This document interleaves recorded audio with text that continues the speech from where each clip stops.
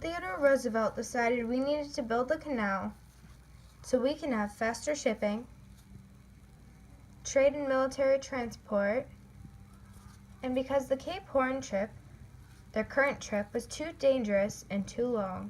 Their current trip around Cape Horn was called Sailor's Graveyard. Many people died trying to get past there. There were strong winds, large waves, strong currents, and icebergs.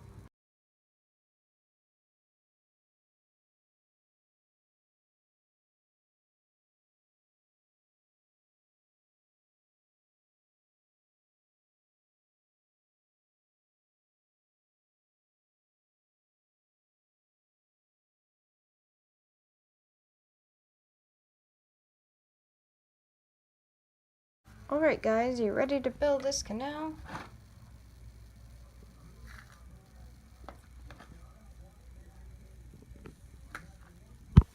And then the French gave up. Come on, Marcus!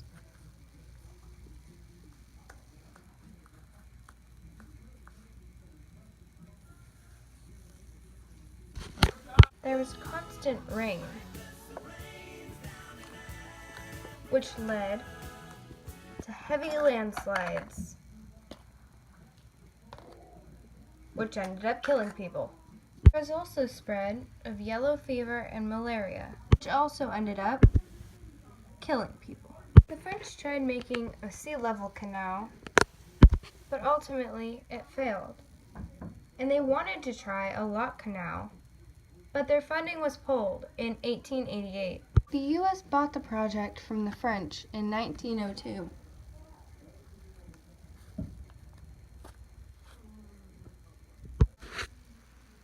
The U.S. couldn't build because it was a Colombian area. But we can't build here. The U.S. encouraged and helped the Panamanian independence movement. Then Panama gave the U.S. the canal rights. Equipment the French had needed repairs. Yellow fever and malaria was still scaring off workers. Stevens took over as chief engineer. He hired Caribbean people. Ships of Caribbean workers were sent to the Panama Canal. If they didn't work, they were deported or got jail time, and they were paid less than white Americans working. They had worse housing, less opportunities. It was segregation, basically. As well as hiring Caribbean people to work, he ordered new equipment,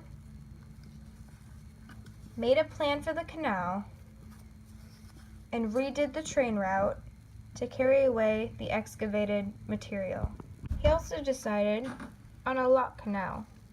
Then came a mission to wipe out diseases such as malaria and yellow fever.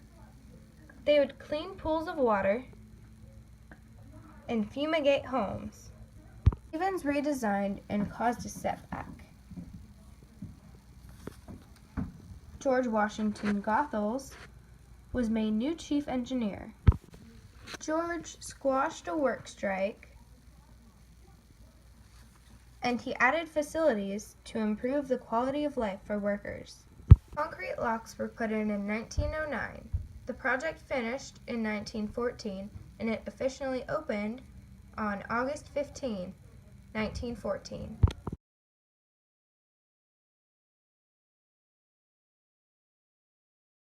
The canal excavation created lots of jobs.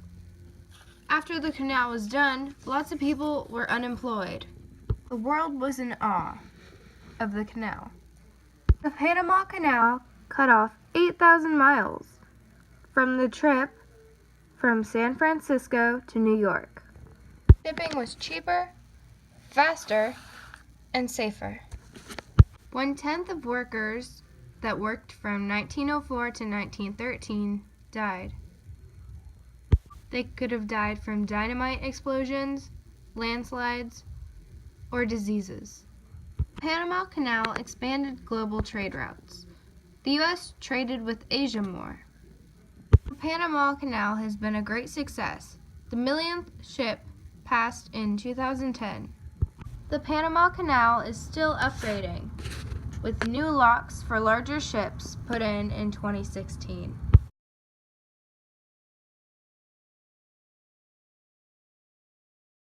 There was also spread of yellow fever and malaria, which also ended up killing people. Which also ended up killing people.